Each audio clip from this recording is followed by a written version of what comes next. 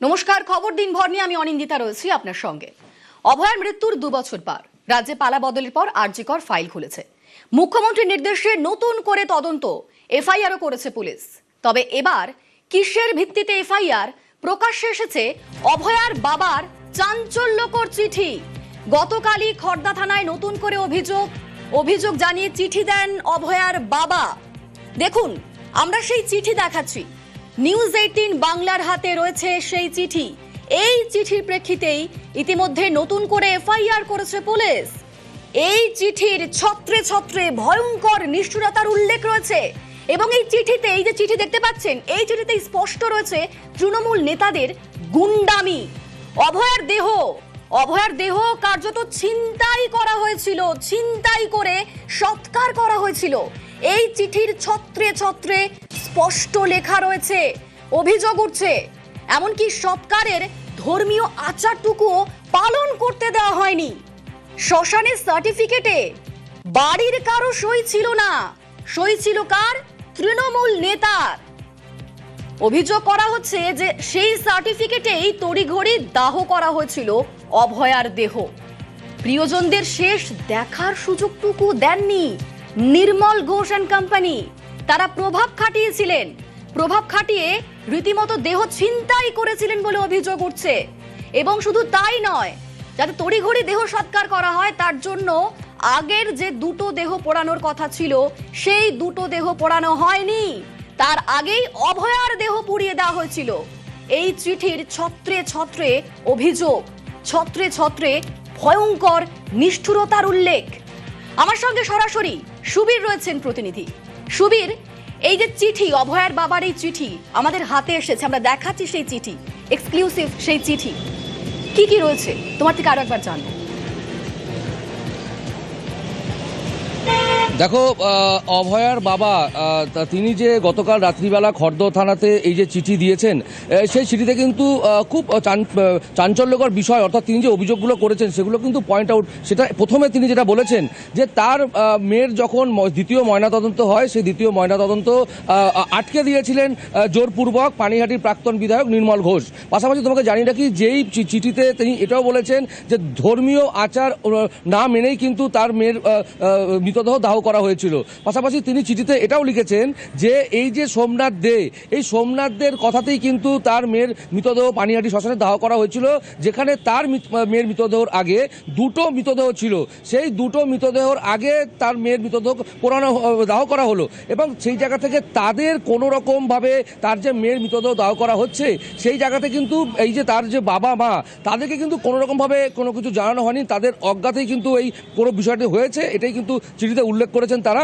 এবং খড়দহ থানাতে যে তারা চিঠি দিয়েছেন সেই চিঠির ভিত্তিতেই কিন্তু ইতিমধ্যেই প্রাক্তন বিধায়ক নির্মল ঘোষ, প্রাক্তন চেয়ারম্যান সোমনাথ দে ও প্রাক্তন সিপিএম কাউন্সিলর যিনি বর্তমানে তৃণমূলের নেতা হিসেবে পরিচিত সঞ্জীব মুখার্জি, এই 3 জনের সহ অন্যান্য বেশ কিছু তৃণমূল নেতারা যারা সেখানে সেদিন উপস্থিত ছিলেন পানিহাটি শ্মশানে, তাদের নামে কিন্তু ইতিমধ্যে কিন্তু খড়দহ থানার পুলিশ তারা কিন্তু মামলা শুরু করেছে এবং বিভিন্ন জায়গায় কিন্তু তারা তল্লাশি চালাচ্ছে এদেরকে গ্রেপ্তার করার জন্য। আমাদের হাতে সেই চিঠি এসেছে, সেই চিঠিতে স্পষ্ট লেখা রয়েছে যে তৎকালীন শাসক দলের প্রভাব আর ষড়যন্ত্রের কারণে ময়নাতদন্ত সঠিকভাবে করাই হয়নি এবং দ্বিতীয়বার ময়নাতদন্তের দাবি জানানো থেকে আমাকে বিরত রাখতে জনপ্রতিনিধি হওয়া সত্ত্বেও তারা তাদের রাজনৈতিক প্রভাব খাটিয়ে তাড়াহুড়ো করে আমার মেয়ের শেষকৃত্য সম্পন্ন করেন। এমনকি তারা জোরপূর্বক আমার বাড়িতে প্রবেশ করেন, মৃতদেহ দ্রুত শ্মশানে নিয়ে গিয়ে পুড়িয়ে ফেলার জন্য আমাদের হুমকি দেন, সামাজিক আচার অনুষ্ঠান কিছুই সম্পন্ন করতে দেননি এবং তারা আমার ইচ্ছার বিরুদ্ধে জোর করে আমার মেয়ের মৃতদেহ পানিহাটি শ্মশানে নিয়ে যান। এমনটাই চিঠিতে লিখেছেন অভয়ার বাবা। যারা মেয়েকে শেষবারের মতো দেখতে আসতে চেয়েছিলেন তারা অপেক্ষা করা সত্ত্বেও কোনো কর্ণপাত করেননি এই তৃণমূলের নেতারা। তৎকালীন শাসক দল এমনই প্রভাব খাটিয়েছিল যে শ্মশানে অপেক্ষমান অন্য 2টি মৃতদেহকে পাশ কাটিয়ে তারা আমার মেয়ের মৃতদেহকে আগেই পুড়িয়ে ফেলার ব্যবস্থা করে, যার উদ্দেশ্য ছিল সম্ভবত অপরাধী বা অপরাধীদের আড়াল করার লক্ষ্যে প্রমাণাদি ধ্বংস বা গায়েব করে দেওয়া। তারা জোরপূর্বক শ্মশানে প্রবেশ করেন এবং মৃতদেহ দাহ করার আগে আমাদের কোনো ধর্মীয় শেষকৃত্য পালন করতেই দেননি। কি ভয়ঙ্কর এই অভিযোগ, ভাবতে পাচ্ছেন? একজন মেয়ে মায়ের হাতে দুটো খাবার খেয়ে বেরিয়েছিল আরজি করে নাইট ডিউটি করতে, কিন্তু সেখানে কি হলো? সেখানে এই নৃশংস কাণ্ড।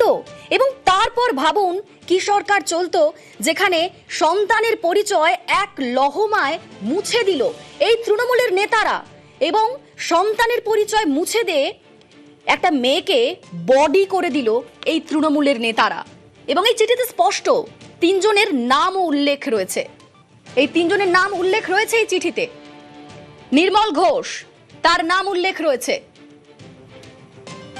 তৎকালীন বিধায়ক শ্রী নির্মল ঘোষ, 17 নম্বর ওয়ার্ডের কাউন্সিলর সোমনাথ দে, প্রাক্তন কাউন্সিলর সঞ্জীব মুখার্জি এবং তৃণমূলের অন্যান্য কর্মীরা আমার বাড়িতে উপস্থিত হন। স্পষ্ট লেখা রয়েছে অভয়ার বাবার চিঠিতে। তারা জোরপূর্বক আমার বাড়িতে প্রবেশ করেন এবং মৃতদেহ দ্রুত শ্মশানে নিয়ে গিয়ে পুড়িয়ে ফেলার জন্য আমাদের হুমকি দেন। এমনকি একটা মাত্র মেয়ে, তাকে তার একটা এত বড় ঘটনা ঘটে গিয়েছে, তার জন্য যে এত বড় একটা শোক, সেই শোক পালন করারও সময় দেননি। তারা কার্যত মৃতদেহ ছিনিয়ে নেন, তারপর জোর করে ময়না তদন্ত করার আগেই তার দেহ জোর করে আগেই পুড়িয়ে ফেলেন। ভাবতে পারছেন কি অবস্থা একটা সরকারের আমলে? তাহলে কি শ্মশানটাও তাদের অঙ্গুলি হেলনেই চলতো? শ্মশানে কিভাবে কাজকর্ম হবে, সেখানে কিভাবে দেহ সৎকার হবে, সেই সব কিছুতেও কি এই তৃণমূল নেতাদের এত বড় প্রভাব ছিল? এই প্রশ্নগুলো তো এখন উঠছেই। যারা একটা তরুণী, একটা চিকিৎসক তরুণী, বাবা মায়ের একটা মাত্র মেয়ে, কষ্ট করে চিকিৎসক হয়েছেন, সেই মেয়েটিকে যারা নিমেষে বডি বানিয়ে দিল যে তৃণমূলের নেতারা, তারা কিভাবে প্রভাব খাটিয়ে এই সমস্ত কাজ করেছে তা আজ ছত্রে ছত্রে উঠে আসছে অভয়ার বাবার চিঠিতে। আমার সঙ্গে সরাসরি সুবীর রয়েছেন প্রতিনিধি।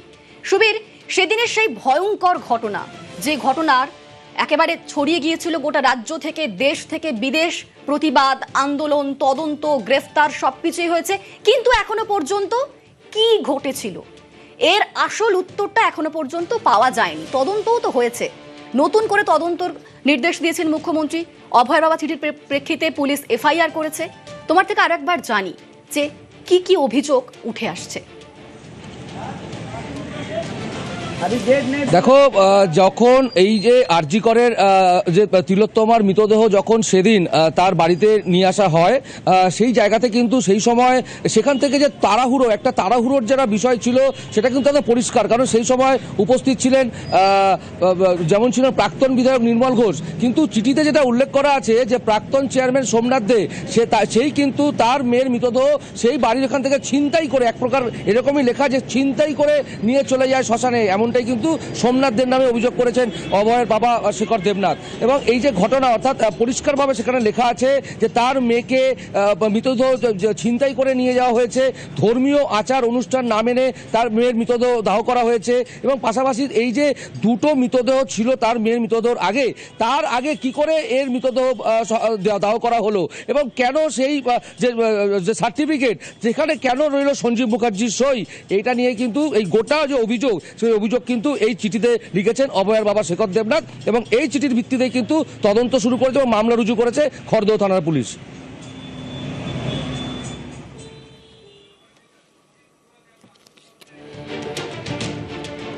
এই মুহূর্তে আমার সঙ্গে রয়েছেন প্রাক্তন কাউন্সিলর সঞ্জীব মুখার্জি। সঞ্জীব বাবু, অভয়ার বাবা চিঠি দিয়েছেন, পুলিশকে চিঠি দিয়েছেন, সেখানে স্পষ্ট নাম উল্লেখ রয়েছে আপনাদের, এবং উল্লেখ করেছেন তিনি কিভাবে জোরপূর্বক বাড়িতে প্রবেশ করে অভয়া দেহ ছিনিয়ে নিয়ে জোর করে তাড়াহুড়ো করে পুড়িয়ে ফেলা হয়েছিল। এই চিঠির ছত্রে ছত্রে ভয়ঙ্কর নিষ্ঠুরতার উল্লেখ রয়েছে, কি বলবেন আপনি? ঠিক আছে, এটা তো যেহেতু আইনে রয়েছে এবং তদন্ত চলবে, আমি যখন যাব, তদন্তকারী সংস্থা যখন আমাকে ডাকবেন, আমি তখন সেখানে এই উত্তরগুলো দেব। কিন্তু আপনার নাম তো সেদিন মুখ্যমন্ত্রীও বলেছিলেন, আর অভয়ের বাবা চিঠিতেও তো আপনার নাম স্পষ্ট। আপনি আমি তো অস্বীকার করছি না, যদি আমার নাম আছে বা থাকবে, এই তদন্তের সাথে তো আমি আগে থেকেই যুক্ত। আগেও আমি বিভিন্ন তদন্তকারী এজেন্সির কাছে গিয়েছিলাম, তো হয়েছে। আপনি আবারও সঙ্গে যদি থাকুন, এই হয়, মুহূর্তে আমার সঙ্গে আউটপুট এডিটর অনির্বাণ সিনহা রয়েছেন। অনির্বাণ দা, সঞ্জীব বাবু, এই যে অভয়ের বাবা অভিযোগ করেছেন আপনার বিরুদ্ধে যে আপনি সই করেন শ্মশানের যে শেষ কাগজপত্র দাহ করবার আগে, যে কাগজপত্রে পরিবারের কারোর সই ছাড়া দাহ করতে দেওয়া হয় না, সেই কাগজে আপনি সই করেন। এটা কি সত্যি? এই অভিযোগ কি সত্যি? না একটু দেখুন, সই তো আমার আছে, একদম স্পষ্ট পুরো নাম দিয়ে লিখে করেছি, মানে শর্ট সিগনেচার করেও নিইনি। নিচে আমার ফোন নাম্বার, টেলিফোন নাম্বারটাও দিয়ে রাখা আছে। ঠিক আপনি আছে, কি আমি অভয়ের সঞ্জীব পরিবারের কোনো নিকট মুখার্জি, আত্মীয়? আমি একদম পাশের বাড়ি, ওনাদের সাথে দীর্ঘদিনে 30 বছরের সম্পর্ক। ওনার মেয়ে, আমার মেয়ে একসাথেই বড়, সমবয়সী। ওনারা ডেকেছিলেন, আমি গেছি। আমার তরফ থেকে যে যে কাজগুলো করানো হয়েছিল বা আমি করেছি, সেগুলোর মধ্যে যদি কোনো ফাউল থাকে বা কোনো রকম কিছু হয়, তদন্তকারী সংস্থাটা দেখে নেবেন, তাতে করে যেটা দেবেন, যেটা বলবেন সেটা আমি বলবো। নিজের বাবা বা মা যেখানে উপস্থিত রয়েছেন, সেখানে আপনি হঠাৎ সই করতে গেলেন কেন? আপনি এরকম পরোপকার প্রায়ই করে থাকেন। এটা আমার অঞ্চলের লোকেরা, পানিহাটির লোকেরা জানেন যে এরকমের কোভিডের সময় থেকে, তারও আগে থেকে, মানে তারও পরে এরকম এগুলোতে সই করেছেন তাদের পরিবার ছাড়া, মানে আপনি এর আগে এরকম আরো মরা পুড়িয়েছেন সই করে। হ্যাঁ হ্যাঁ, কারণ কেন করছেন এগুলো? কোভিডের এটা তো বেআইনি। আমি আপনাকে একটা কথা বলি, সেই দিনে পরিবারের নিকটাত্মীয়রা থাকতে আপনি কোনো রক্তের সম্পর্কে কেউ না হয়ে তাদের ডেথ সার্টিফিকেটের কাগজে সই করিয়ে বা ডেথ রিপোর্টের কাগজে সই করিয়ে তাদের সৎকার করিয়ে, আপনারা একটু ভুল করছেন। এটা হচ্ছে ঘাট সার্টিফিকেট, আর ওইখানে লেখা দেখুন, লেখা আছে সংবাদদাতা। ওখানে কোথাও লেখা নেই, লেখা থাকে না যে পরিবারের কেউ বা নিকটাত্মীয় কেউ। বহু ক্ষেত্রে হয় পরিবারের লোকে নাই, কোভিডের সময় একজন হয়েছে, বাড়ির কেউ নেই, তারা অনুমতি দিয়েছে, বডি নিচ্ছে। একজনই ভদ্রমহিলা অসুস্থ, সেও কোভিডে আক্রান্ত ছিল, তাদের হয়েও দাহ করেছি, সেখানে কাগজ নেওয়া হয়েছে। আপনি দায়িত্বটা নিলেন কেন? অভয়ের পরিবার আপনাকে বলেছিল দায়িত্ব নিতে? অবশ্যই, না বললে তো কি করে হয় এগুলো? এত দেখুন, আপনি যেটা করছেন সেটা হচ্ছে তদন্তকারী সংস্থারা যে বলছেন যে আপনারা দেহটা কার্যত ছিনতাই করেছেন এবং তড়িঘড়ি উড়িয়ে দেওয়ার জন্য এই কাজটা করেছেন। আমি মিডিয়াতে এর থেকে বেশি বলতে পারবো না, আমি তদন্ত সংস্থাকেই বলবো।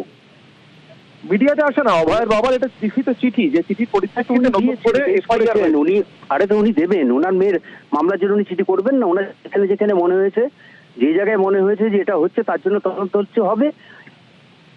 সেদিনকে নির্মল ঘোষের কি ভূমিকা ছিল এই চিঠিতে? নির্মল ঘোষের সম্পর্কে উনি অনেক কথা বলেছেন। স্থানীয় বিধায়ক নির্মল ঘোষের কি ভূমিকা ছিল সেদিনকে, আপনি কি দেখেছেন? আমি বলতে পারবো না। আমার প্রশ্নটা আপনি আমাকে করছেন, আমি উত্তর দিচ্ছি। আপনি নির্মল ঘোষকে সেদিনকে দেখেননি ওখানে তদারকি করতে, দ্বিতীয়বার ময়না তদন্ত আটকাতে, যেগুলো বলছেন অভয়ের বাবা, সেগুলো কি ঘটেছিল ওখানে আপনার সামনে? আমি ওখানে কয়েক হাজার লোক ছিলেন, দেখেছি। অনেককে চিনি, অনেককে চিনি না। পুলিশে ছিলেন, সবাই ছিলেন, তো দেখবো না কেন? বেশ, এই কয়েক হাজার লোকের মাঝখানে নির্মল বাবুর কি বিশেষ কোনো ভূমিকা ছিল, যেটা অভয়ের পরিবার বারবার বলছেন গত 2 বছর ধরে? আমি ওনাদের সাথেই ছিলাম, ওনাদের সাথেই এসেছি। আর আমি কিন্তু আলাদা করে নির্মল বাবুর সাথে বা অন্য কারোর সাথে ছিলাম নয়। এটা কোথাও একটা, আমি সেই কারণে জিজ্ঞাসা করছি, যেহেতু অভয়ের পরিবারই অভিযোগটা করছেন, তাদের সঙ্গে ঘটনাটা ঘটেছে, বলে দাবি করছেন, তাহলে ওরা যা দেখেছিল আপনারাও দেখতে পাওয়ার কথা। নির্মল ঘোষ জবরদস্তি করেছিলেন লোকজন জুটিয়ে নিয়ে এসে যত দ্রুত সম্ভব দেহ পুড়িয়ে দেওয়ার জন্য? আমি দিতে পারবো না, এটা বিচারে দিন। এই অবধি প্রশ্ন করলেন, আমি উত্তর দিলাম। কোনটা বিচারাধীন? অভয়ের মৃত্যুর, অভয়ের হত্যাকাণ্ডের তদন্তে ইতিমধ্যে তো একজন দোষী সাব্যস্ত হয়ে সাজা খাটছে। কোনটাকে বিচারাধীন বলছেন? কেটে যাচ্ছে। হ্যাঁ, হ্যালো, আপনার ভয়েসটা কেটে যাচ্ছে, প্রশ্নগুলো বলছি অভয়ের হত্যার তদন্তে দোষী সাব্যস্ত হয়ে ইতিমধ্যে তো একজন জেল খাটছে, আপনি কোনটাকে বিচারাধীন বলছেন? আমি কিচ্ছু বলতে পারবো না। আমি একজন মানে শোকাহত প্রতিবেশী, আমার কন্যা সন্তান সম গেছে, তাকে যেভাবে হত্যা হয়েছে নৃশংস, সেই হত্যার জন্য যথাযথ তদন্ত, খুনিদের ধরার জন্য যা যা কাজ করতে হবে, সেক্ষেত্রে যেটা প্রয়োজন আমাকে লাগবে, আমি ওখানে থাকবো। আচ্ছা, আপনি এত শোকাহত, এত ক্লোজ ওদের পরিবারের, আপনাকে জিজ্ঞাসা করি, অভয়ের বাবা বলছেন তার কন্যার দেহ সৎকারের আগে ধর্মীয় আচার পর্যন্ত পালন করতে দেওয়া হয়নি। আপনি দেখেছেন এটা ঘটেছিল? এগুলো প্রশ্নগুলো আমি আপনাকে দেখবো না। আবার কেন দেবেন না? মানে যদি আমি ঘটে কেন থাকে দেবো বলে বলতে আপনাকে? কোথায় আপত্তি, আর না ঘটে থাকলে না বলতে কোথায়? আমি আপনাকে এগুলো বলবো না তো। আপনি যদি জোর করে আমাকে প্রেশার করেন যে একটা বিচারাধীন প্রেশার বিষয়, করার কিছু নেই, আমি জিজ্ঞাসা করছি আপনার আপত্তিটা কোথায় বলতে। হ্যাঁ হলে হ্যাঁ, না হলে না। আপনি আমি হ্যাঁ না এর উত্তর দিতে বাধ্য নই বছর পরে আপনার আপনি কাছে। এত আমি শোকগ্রস্ত, আপনি এটা মনে করতে এইটুকু পারছেন না আপনি অভয়ার দেহ বলেছেন, জোর করে পুড়িয়ে দেওয়া হয়েছিল কিনা, অথবা তার ধর্মীয় আচার পালন আমি করতে দেওয়া পুলিশকে হয়েছিল দেবো, কিনা? কোর্টকে দেবো, সব জায়গায় সব ট্রায়ালটাই যদি আপনি করে নেন তাহলে তো মুশকিল। না না, ট্রায়াল করছি না, উনি যা অভিযোগ করেছেন তার পরিপ্রেক্ষিতে আপনার বক্তব্য উনি জানতে চাইছি। করেছেন, আপনার উনি তো বিরুদ্ধে আপনার অভিযোগ। কাছে করেননি, উনি কোর্টের কাছে করেছেন, পুলিশের কাছে করেছেন। আমি সেখানে উত্তর পুলিশের দেবো। কাছে করেছেন, কোর্ট নয় পুলিশের কাছে করেছেন। পুলিশ তার আচ্ছা, আমি সেখানে উত্তর দেবো। আপনি পুলিশের ভূমিকা নিচ্ছেন কেন? দায়িত্বশীল মিডিয়া হিসেবে আমাদের কর্তব্য আপনার বিরুদ্ধে কোনো অভিযোগ এলে দায়িত্বশীল আপনার কি মিডিয়া বক্তব্য হিসেবে সেটা আপনার জানান। কর্তব্য যেটা আপনি করলেন, আমি আপনাকে উত্তর দিলাম। তারপরের দিকে চলে যাচ্ছেন ট্রায়ালের দিকে। প্লিজ। না না, আমি আপনাকে জিজ্ঞাসা করছি, আপনি এত বড় সাক্ষী, আপনি মৃতের পরিবারের তরফ থেকে সই করলেন শ্মশানে, আর আপনি এটা দেখতে পেলেন না যে তার ধর্মীয় আচার পালন হলো কি হলো না? হ্যাঁ কি না, এটা আসুন, হ্যাঁ না যখন উত্তর আমি হয়ে যায়। পুলিশের কাছে যাব, আপনার রিপ্রেজেন্টেটিভ পাঠান, সব উত্তর পেয়ে যাবেন। আমি পুলিশে যখন দেবো, পুলিশ যদি অ্যালাউ করেন, তখন ওটা সব উত্তর পেয়ে যাবেন। অনেক ধন্যবাদ সঞ্জীব বাবু। সঞ্জীব মুখোপাধ্যায় আমরা শুনছিলাম, অনিন্দিতা তুমিও শুনলে, প্রাক্তন কাউন্সিলর। তিনি পরিবারের এত ক্লোজ, অভয়ার পরিবারের নিজেকে এত ক্লোজ বলে দাবি করছেন। 2 বছর পরও তিনি নাকি শোকাহত, কিন্তু সোজা সাপটা দুটো প্রশ্নের উত্তর তিনি দিলেন না। এক, নির্মল ঘোষের নেতৃত্বে গুন্ডামি হয়েছিল কিনা, হ্যাঁ কি না? দেহ ছিনতাই হয়েছিল কিনা, হ্যাঁ কি না? এবং শ্মশানে অভয়ার বাবা যে গুরুতর অভিযোগ করছেন, ধর্মীয় আচার রীতি পর্যন্ত তাদেরকে পালন করতে দেওয়া হয়নি, দেহ সৎকারের এত তাড়াহুড়ো ছিল তৃণমূলের লোকেদের, নির্মল ঘোষ অ্যান্ড কোঙের, এটা ঘটেছিল কিনা, হ্যাঁ কি না? যিনি ক্লোজ দাবি করে, নিকট দাবি করে, কন্যাসম দাবি করে অভয়ার ঘাট কাজের কাগজে সই করেছেন, তিনি এইটা দেখেননি বলে বলছেন, অথবা তিনি দেখলেও এটা নিয়ে কোনো কথা বলবেন না বলছেন। অর্থাৎ বোঝা যাচ্ছে সঞ্জীব মুখোপাধ্যায় এড়িয়ে যেতে চাইছেন। তিনি আমাদেরকে এড়িয়ে যেতে চাইলেন এবং পারলেন, যার কারণে আমরা ল এনফোর্সিং এজেন্সি নই, কিন্তু পুলিশি তদন্তের মুখে তিনি এড়িয়ে যেতে পারবেন না। তিনি কি উত্তর দেন সেদিকে নিশ্চিতভাবে আমাদের নজর থাকবে অনেকটা। একেবারেই সেদিকেই নজর থাকবে। যদিও স্পষ্ট উল্লেখ রয়েছে যে সঞ্জীব মুখার্জি নামে এক ব্যক্তি ঘাট সার্টিফিকেটে তথ্য প্রদানকারী হিসেবে স্বাক্ষর করেছিলেন এবং যিনি আমাদের কাছে সম্পূর্ণ অপরিচিত ছিলেন। অভয়ার বাবা চিঠিতে এই লাইনটাই লিখেছেন, কিন্তু সঞ্জীব মুখার্জি তিনি এই পুরো বিষয়টা নিয়ে এড়িয়ে গেলেন আমাদের এবং প্রশ্নের উত্তর দিতেই চাইলেন না। আমরা সেই চিঠি আপনাদের পড়ে শোনাচ্ছিলাম, চিঠিতে কি রয়েছে, যেই চিঠি অভয়ার বাবা দিয়েছেন। অভয়ার বাবার চিঠির প্রেক্ষিতেই নতুন করে এফআইআর দায়ের করেছে পুলিশ, আর সেই চিঠির ছত্রে ছত্রে ভয়ঙ্কর নিষ্ঠুরতার উল্লেখ রয়েছে। আরো একবার জানাই, মাননীয় বড়বাবু, খড়দহ থানা, লিখছেন অভয়ার হতভাগ্য পিতা। তিনি লিখেছেন, মৃত্যুর প্রকৃত কারণ জানতে ময়না তদন্ত করা হয়, তবে সেই ময়না তদন্তের প্রক্রিয়া নিয়েও আমার সন্দেহ রয়েছে। কারণ ময়না তদন্তের পর মৃতদেহ আমাদের পরিবারের কাছে হস্তান্তর না করে সোমনাথ দে ওই দিন সন্ধ্যে 7টা নাগাদ গ্রিন করিডোর করে মৃতদেহ নিয়ে আমাদের বাড়ির উদ্দেশ্যে রওনা হয়। এরপর সামাজিক রীতিনীতি মেনে শেষকৃত্য সম্পন্ন করার জন্য আমার মেয়ের মৃতদেহ বাড়িতে নিয়ে আসা হয়। কিন্তু অত্যন্ত দুঃখের বিষয়, ঠিক সেই সময়েই পানিহাটির তৎকালীন বিধায়ক শ্রী নির্মল ঘোষ, 17 নম্বর ওয়ার্ডের কাউন্সিলর সোমনাথ দে, প্রাক্তন কাউন্সিলর সঞ্জীব মুখার্জি এবং দলের অন্যান্য কর্মীরা আমার বাড়িতে উপস্থিত হন। তারা জোরপূর্বক আমার বাড়িতে প্রবেশ করেন এবং মৃতদেহ দ্রুত শ্মশানে নিয়ে গিয়ে পুড়িয়ে ফেলার জন্য আমাদের হুমকি দেন। একটা মেয়ে মারা গিয়েছে, এত কম বয়স, বাবা মায়ের একমাত্র মেয়ে, ডাক্তার হয়েছে, আরজি করের নাইট ডিউটি ছিল, সেখানেই ঘটলো এই নৃশংস এই ঘটনা। এবং তারপর কি হলো? তারপর এক মুহূর্তে এক লহমায় একটা মেয়েকে, বাবা মায়ের একমাত্র কন্যা সন্তানকে বডি বানিয়ে দিল তৃণমূলের নেতারা।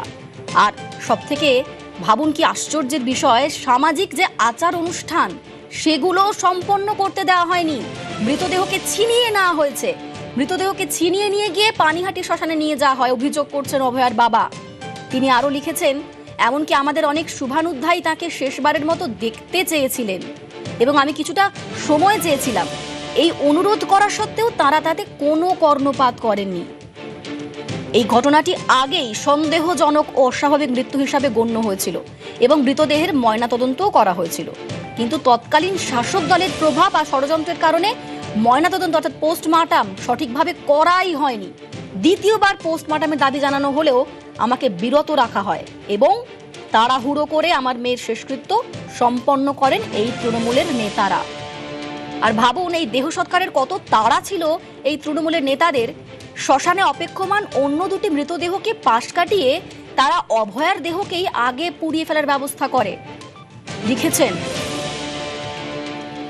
এই মুহূর্তে আমার সঙ্গে রয়েছেন সিপিএম নেতা কলতান দাশগুপ্ত।